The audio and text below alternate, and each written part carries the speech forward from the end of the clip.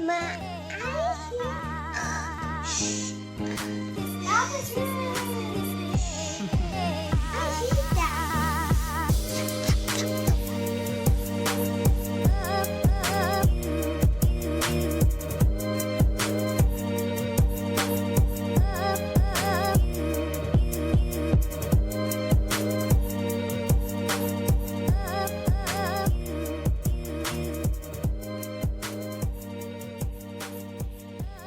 Halo friend, welcome back to Simon Palextri. Hai, masih di story ibu hamil, masih di pregnancy vlog. Kalau di video aku yang sebelumnya, aku membahas tentang sebelum operasi sesar dan proses operasi sesar. Nah, di video yang kali ini aku akan membahas after sesarnya seperti apa. Oke friend, yang jelas untuk lahir normal itu pasti terbersit di semua benak ibu hamil. Tapi kondisi medis tertentu itu harus membuat kita legowo buat menerima ketika dokter memutuskan untuk operasi sesar. Operasi sesar pada saat prosesnya memang tidak sesakit seperti layaknya normal. Dan rasa sakitnya itu udah nggak bisa diceritain, itu sakit banget dan aku udah ngalaminnya selama 2 kali. Oke, friend. Jadi langsung aja, ini adalah based on my experience selama 2 kali melahirkan dan mungkin akan jadi yang ketiga. Nah, kalau selama di ruang operasi, karena saking excited, jadi kita tetap terjaga, tetap sadar karena kepengen ngeliat si baby. Tapi efek anestesi masih tetap terasa, kita tetap merasa mengantuk, kepengen tidur, dan ini wajar berlangsung sampai 24 jam setelah proses bius. Anestesi yang bikin kalian nggak merasa sakit sama sekali ketika proses operasi, maka setelah semuanya selesai, dari pengalaman aku 4 jam setelah proses bius, itu akan mulai terasa, rasa sakit sudah mulai menjalar, rasa perih, rasa panas, hampir di semua seluruh badan, dan semakin lama, maka rasa sakit itu akan semakin menjadi-jadi.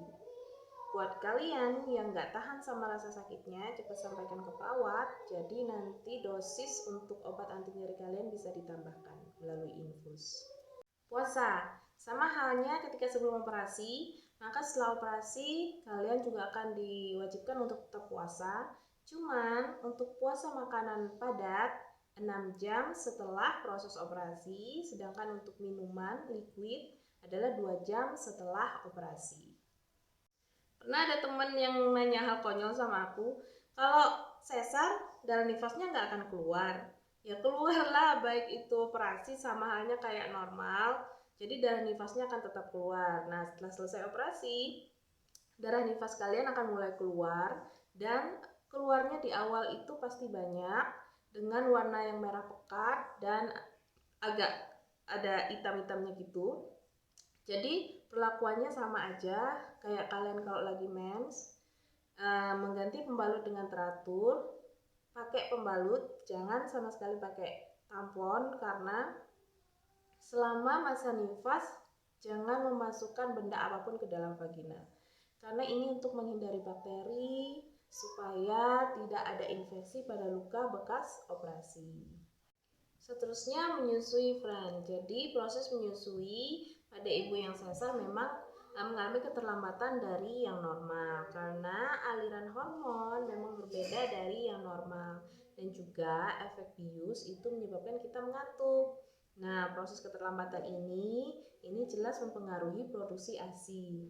So, ketika memungkinkan buat kalian bisa menyusui, memang gak ada patokannya berapa jam setelah operasi. Pokoknya ketika memungkinkan untuk kalian bisa menyusui, segera menyusui. Memang kalian akan nggak bisa duduk, tapi kalian bisa menyusui dengan posisi telentang dan meminta bantuan suami atau kerabat untuk memegangi si baby untuk memastikan hidung si baby tidak tertutup oleh baju ataupun payudara si ibu. Nah, kenapa harus cepat menyusui? Karena setelah kita melahirkan, maka ASI akan memproduksi yang namanya kolostrum, yaitu air susu yang berwarna kekuningan, dan itu bagus banget untuk membentuk imun si baby. Ketika kolostrum itu keluar, harus cepat diminumkan ke si baby. Sedangkan untuk air susu yang berwarna putih biasanya akan keluar 2-3 hari setelah kalian melahirkan. Dan wajar kalau memang keluarnya nggak terlalu banyak, tapi kalian harus tetap menyusui karena rangsangan atau sedotan dari si bayi tadi itu akan membantu untuk produksi ASI. Biasanya juga dokter akan meresepkan obat yang bisa membuat produksi ASI kalian jadi lumayan banyak. Selanjutnya, 8 jam setelah proses operasi, dokter atau perawat menyarankan kalian untuk belajar melatih tubuh kalian miring ke kiri, miring ke kanan. Jadi ini memang harus dilakukan, memang rasanya sakit banget, tapi kalian harus belajar untuk menikmati rasa sakitnya itu. Karena setelah itu nanti 24 jam kemudian, maka kalian akan disuruh memang harus untuk belajar buat duduk, belajar buat turun perlahan dari tempat tidur, bahkan kalau bisa belajar jalan. Jadi ini memang harus dilakukan untuk membantu proses penyembuhan kalian, proses recovery, dan juga supaya tidak adanya penggumpalan darah, terutama buat ibu yang obesitas, karena rentan buat ibu yang obesitas setelah proses sesar itu mengalami penggumpalan darah.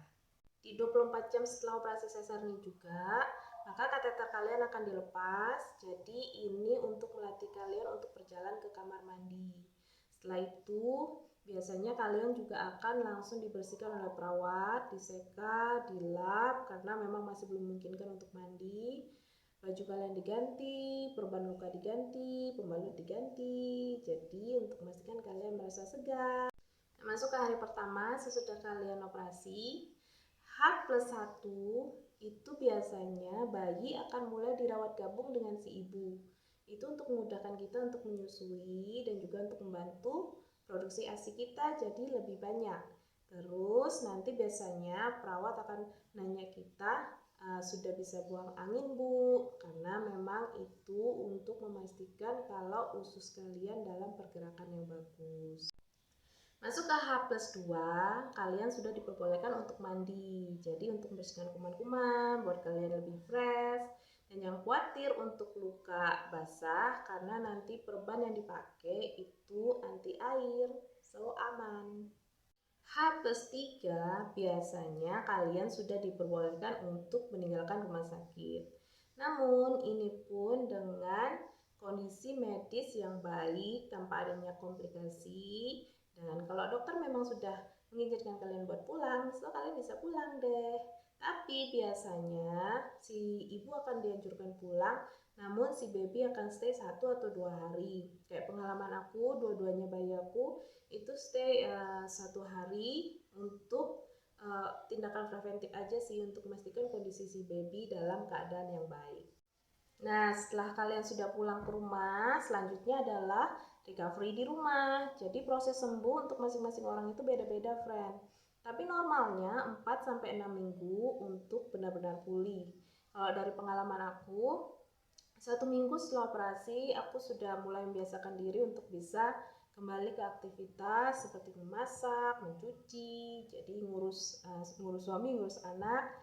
Dan di minggu kedua aku sudah mulai bisa bergerak dengan leluasa. Jadi memang aku niatin untuk bisa cepat sembuh, karena memang dengan bergerak itu sangat-sangat membantu proses recovery kalian. Dan proses menyusui itu juga bagus untuk menyembuhkan atau untuk mengeringkan luka sesar. Pokoknya istirahat yang cukup dan juga terus bergerak, tapi jangan juga terlalu diforsir. Makan yang teratur, makan yang bagus, makan yang bergizi, itu sangat bagus untuk membantu proses recovery kalian. Nah, untuk bekas luka sebaiknya jangan dilepas sendiri ya, friend. Biasanya 1 minggu setelah operasi, kalian akan dijadwalkan untuk check up ke dokter lagi untuk memeriksa kondisi luka apakah sudah kering atau belum. Nanti kalau lukanya sudah kering, maka perban akan dilepas dan kalian nggak perlu pakai perban lagi. Dan saran aku tetap untuk menggunakan korset, karena korset bagus mengembalikan kondisi rahim kalian ke semula. Dan sebelum kalian pakai korset, ada baiknya kalian pakai gurita, jadi untuk melindungi bekas luka sehingga tidak terjadi gesekan. Terus jangan bingung kalau kalian sering kembung setelah operasi sesar, karena perut kita dibuka, terus banyak udara dan gas yang terperangkap di dalam perut. Jadi itu hal yang wajar. Tapi ini akan perlahan akan membaik. Puji Tuhan sih selama 2 kali melahirkan ini aku nggak sampai ngalamin yang namanya baby blue syndrome. Tapi banyak banget ibu-ibu di luar sana yang merasakan baby blue syndrome. Penting sekali untuk kalian sendiri memanage kondisi mental kalian, kondisi hati kalian untuk tetap bisa enjoy, untuk tetap bisa menjalani semuanya dengan ikhlas, dengan syukur, dan tetap berserah sama Tuhan. Oke, yang perlu diperhatikan, baby blue syndrome itu rentan dialami oleh ibu-ibu yang melahirkan secara sesar dengan tidak terencana, friend. Jadi, sangat-sangat dibutuhkan dukungan dari suami terutama, dari kerabat dan dari orang di lingkungan sekitar untuk terus mendukung si ibu, untuk terus memberikan support, memberikan cinta kasih, sehingga si ibu tetap merasakan bahagia tanpa harus merasakan stres. Kalau aku bisa bandingin selama 2 kali melahirkan sesar ini, untuk yang pertama dan yang kedua, karena jarak kelahiran anak pertama cuma 2 tahun dengan jarak yang kedua, itu bukan jarak yang ideal untuk melahirkan secara sesar lagi. Jadi di yang kedua itu rasa sakitnya lebih sakit daripada yang pertama, dan recovery yang kedua itu lebih lama dari yang pertama. Namun rasa nervous itu semua udah aku bisa kelola karena sudah punya pengalaman di melahirkan yang pertama. Nah, thank you sudah mampir di channel Single Palestri. Semoga aja info yang aku berikan ini bisa menambah wawasan kalian. Baik itu kalian yang merencanakan untuk melahirkan secara sesar ataupun nantinya ternyata harus melahirkan dengan sesar. Bless you all.